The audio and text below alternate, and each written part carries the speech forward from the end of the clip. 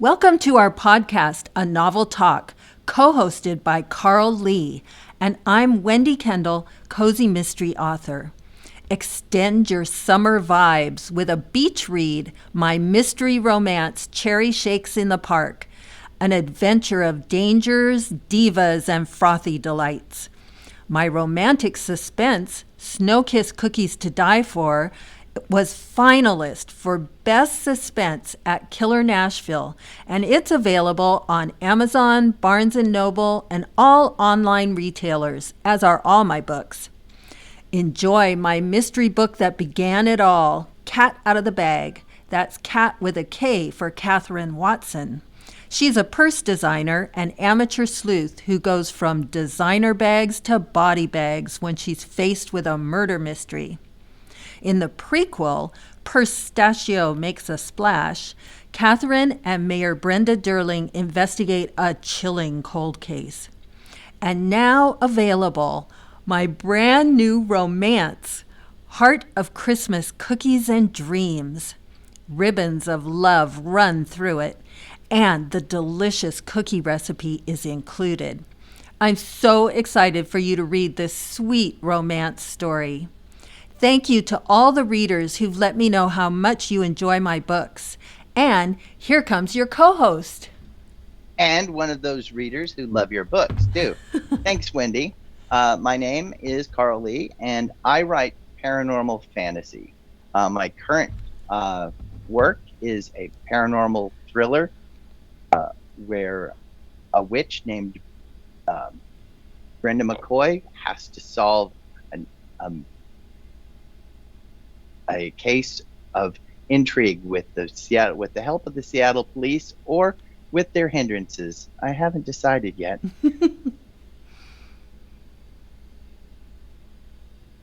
Wendy? Our guest today, award-winning author Amy Bernstein, writes stories that let readers feel while asking them to think.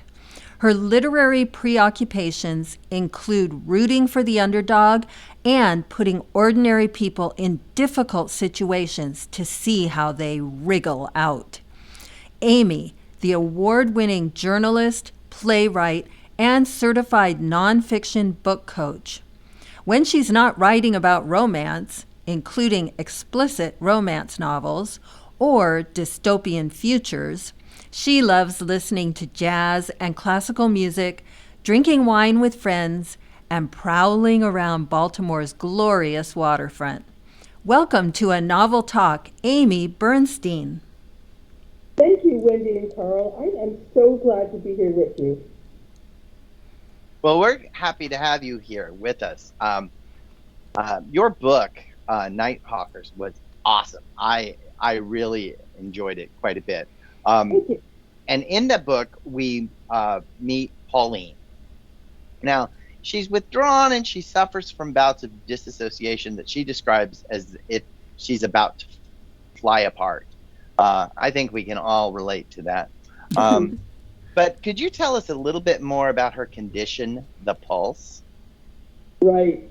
So we have to remember that this book is both realistic and kind of magical at the same time. And I love pushing those things together and making them coexist. So Pauline, Me too. Yeah, right? So Pauline calls her own condition the pulse. Because I feel like, through life when we think, what's wrong with me? Why do I feel this way? Why am I different? All those things that we have, and we tend to give ourselves our own names and labels for things. And so she calls it the pulse, not knowing what it is. What she doesn't know is that she has these weird out-of-body experiences because this is someone who's able to exist in multiple timelines at the same time, but she doesn't know that yet. So she's kind of struggling with feeling a little bit off, shall we say. Yep. What inspired you to write this story, The Nighthawkers? Well, I'd say there were two things going on. I had just finished a really serious and dark mystery thriller called The Potrero Complex, which is also out now. And I have a long-term obsession with archaeology and artifacts and things of that nature. I happen to have a master's in anthropology, and these kinds of things just fascinate me endlessly. And I had a subplot in the other book that had a little bit to do with archaeology, and I said to myself, I am not done with this. I've got to do more with archaeology. And, by the way, I also really want to write a romance novel. Why don't I put those two things together? And that's exactly what I did, and it was so much fun. The archaeology part is just wow. I really got into that. It's just so fun to read. Yeah, it was very interesting. Go ahead, Amy. No, it was just so much fun because I did a lot of research, and you can't tell the difference between the real artifacts, and many of them are real, and the ones that I made up. Oh. And that's almost exactly what I was going to talk about. I was saying the artifacts that you describe sound Smithsonian in their concrete structure. I assumed all of them were somehow real life entities. Well, and actually, most of them are. And then, I had to make things up where it was necessary for the plot. Oh, yeah, of course you do. I mean, that's what we do, right? Right, exactly. So one of the requirements for Pauline to graduate with her degree in archaeology is to attend a party held by the dean at her home. Pauline is reluctant, but she realizes that she must attend to get her diploma. Now, during the party, there's a ritual that all of the students must take part in. Can you tell us more about the ritual and her pairing with Gray? Sure, I will spill some of the beans and not all of the beans. So yes, please do not spill all the beans. Right. So this is quite early on. So far we've been in a mostly realistic situation, except for Pauline feeling that she's having these out-of-body experiences where she's floating above the room, and you don't know whether it's like all in her head or is it really happening, and you're really not quite sure.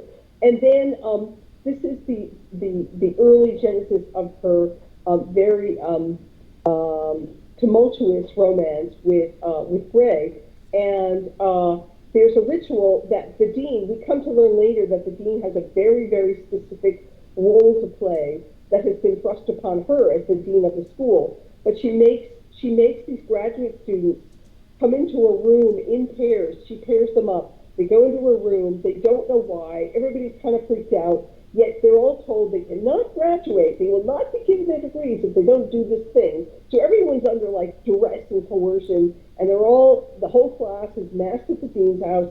They go in two by two, like going to Noah's Ark, so to speak, and really weird, strange things happening. Are they dreams? Are they experiences?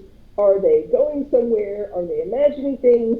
You kind of have to continue to read the book to find out what really happens to them. Yes, definitely read the book. Oh my gosh, it's so good. Of the several interesting, thought-provoking themes, one is the conflict between a mutual, organic love versus driving ambition. Can you speak a little of this tension in your book? Yes, and I think this is just such a wonderful question. We have so many choices when we write romance. I mean, we can have, enemies to lovers. We can have lovers to enemies. We can have all kinds of combinations. We can have she meets Mr. Wrong until she meets Mr. Right. And mine's a little bit more along those lines.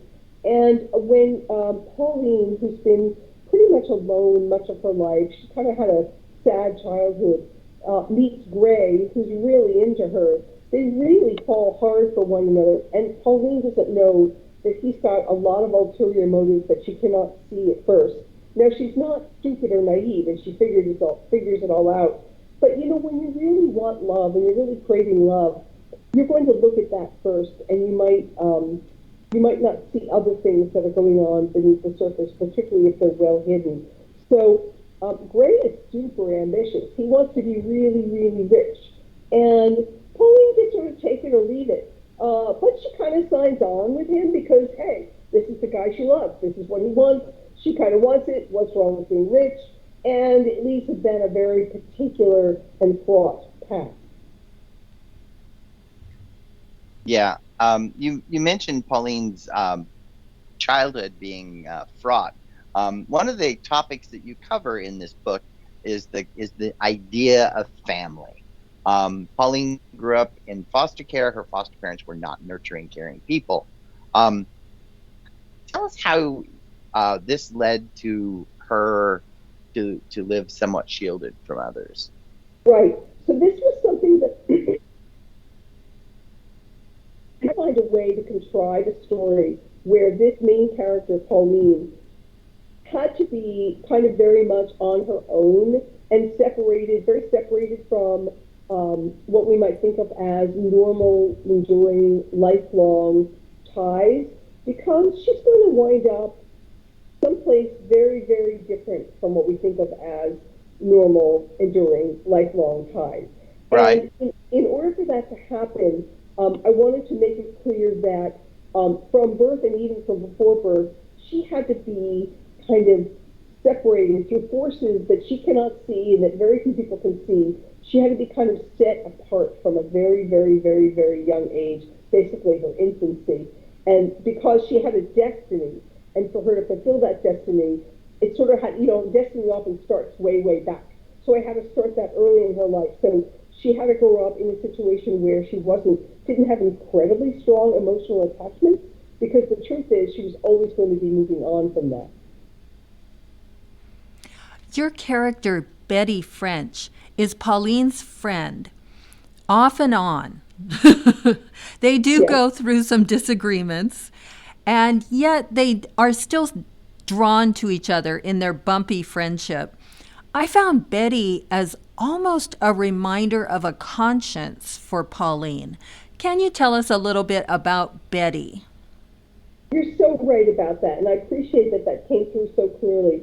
We all have that friend who's out there who, they may not be our best friends, we may not talk all the time, we might irritate one another, but there's something about them that we really admire and respect, and we're sort of always looking at it from a distance and thinking, I want to be more like that, I could be more like that, I really admire this person. And Bet is someone who is in Pauline's class in the graduate archaeology program. She's got an extremely clear sense of right and wrong. You might say even a very rigid sense of right and wrong. Pauline's sense of right and wrong was a lot more flexible, and so is Gray's. And so that's a source of tension between them. But Pauline never really takes her eyes off the prize, so to speak, in terms of what's right. And Bet plays a really key role late in the book in sort of helping Pauline and bringing her around to absolutely doing the right thing, which Pauline wants to do, and she reaches out to Bet to help her do it. Yeah, part of that flexible morality that Pauline has shows up very soon after she and Gray um, um, participate in the ritual at the dean's home on their very first nighthawking enterprise. Pauline is able to find an article close to the university, safe to retrieve, and profitable. How does this first singular dig, alter her life? Yeah, right? Without too many spoilers. Right, exactly. So let's define nighthawking for everyone. So nighthawking is a real thing. It takes place primarily throughout the UK, where people go out at night onto private land or land where they don't have permission to be, and they illegally dig for artifacts. Often these are things like Roman coins and really ancient things from Britain's long and very deep past. And so that is actually called nighthawking. It's against the law.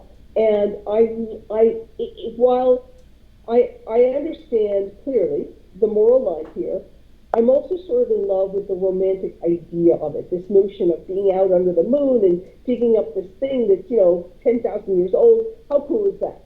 But don't do it. It's a bad thing Very to do. cool. It's not your artifact. The land is, it's not yours. You shouldn't do it. And I have a disclaimer at the end of the book that says, don't go nighthawking. But Pauline, she and Gray do kind of see eye to eye in this notion of, well, where's the real harm here? Who are we really hurting here? I mean, no one knows this stuff here. We're the ones to find it. And so we're actually on a salvage mission. We are rescuing this stuff from, permanent obscurity under 10 feet of soil. So, we're sort of, this is good. So they do rationalize it quite clearly for themselves and have an awful lot of fun doing it. And they come up with some truly amazing stuff. They really do have some adventures. Pauline and Gray, they have an emotional and a physical relationship.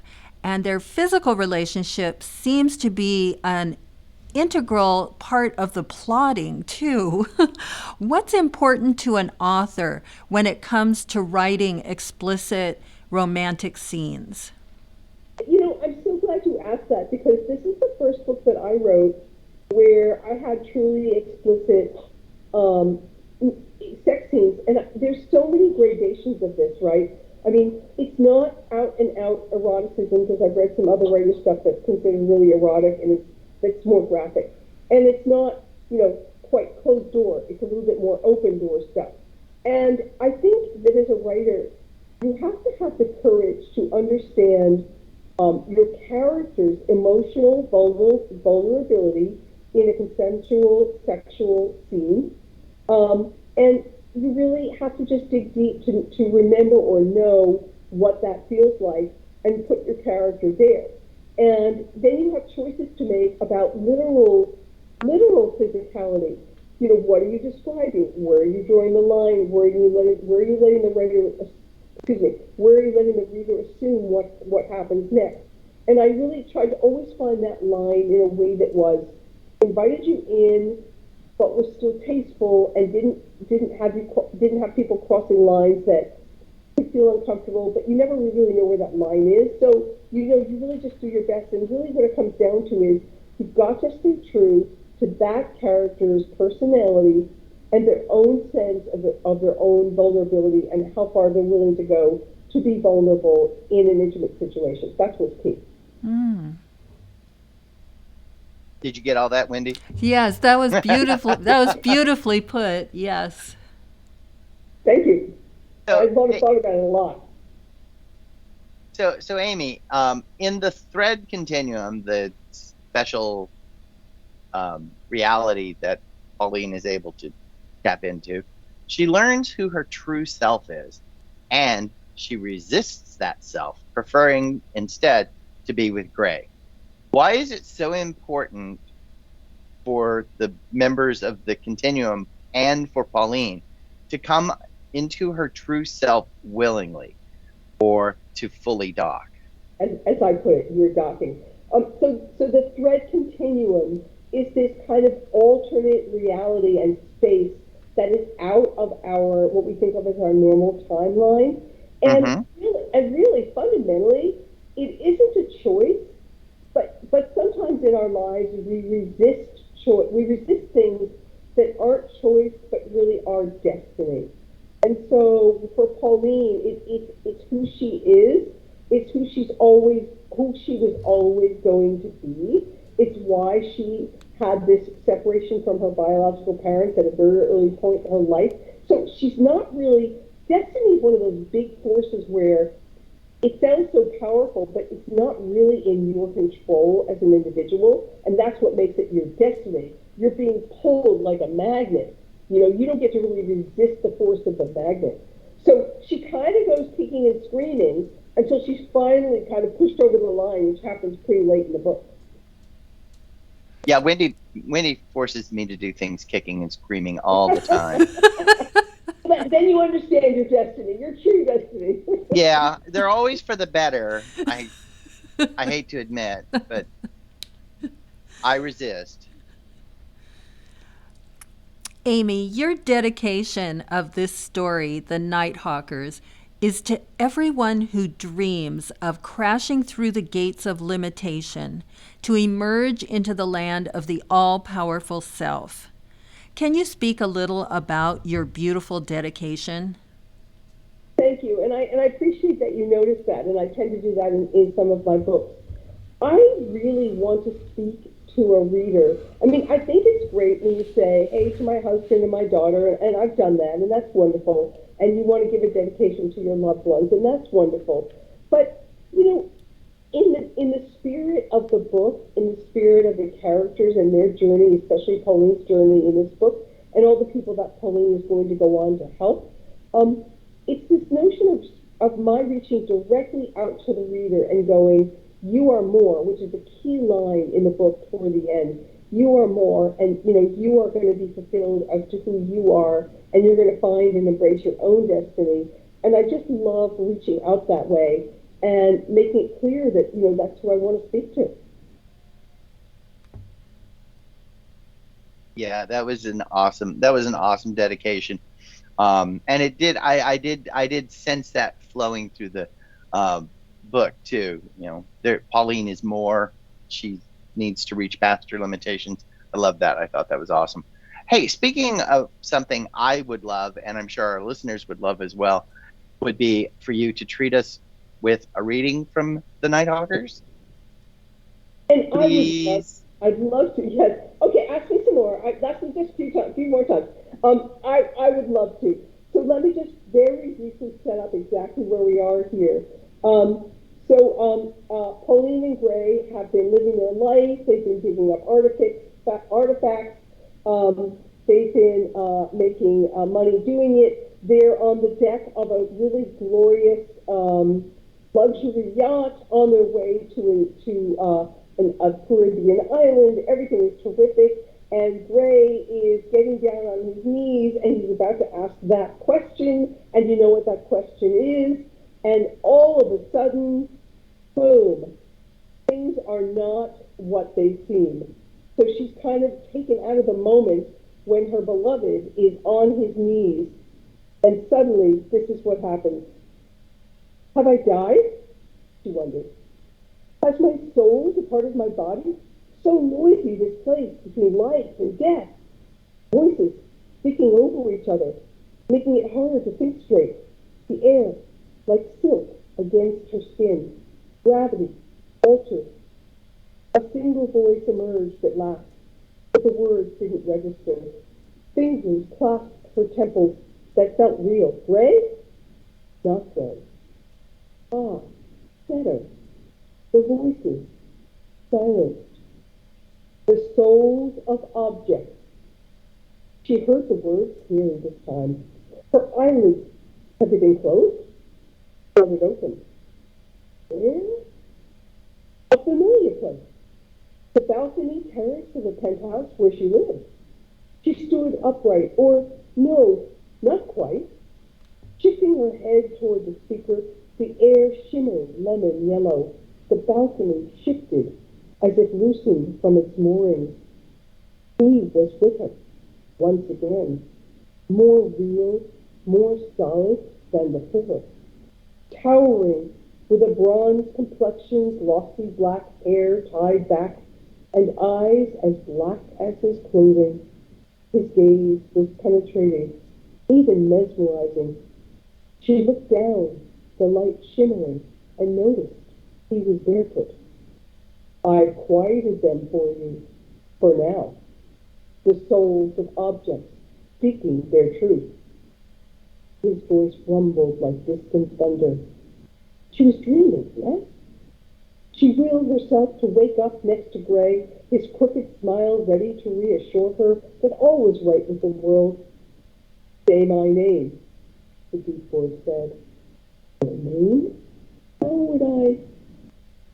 Chaitanya, Pauline said, surprised at the sound of her own voice. Or was she speaking only in her head?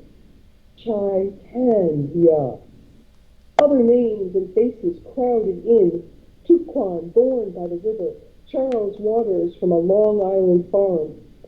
Chaitanya, she repeated. It means universal soul or spirit in Sanskrit. But how? Deep time knowledge dwells inside you and always has. The man spoke an exhausting riddle, never making sense. She shook her head as if to clear away the confusion, the lemon-yellow haze shimmering in response.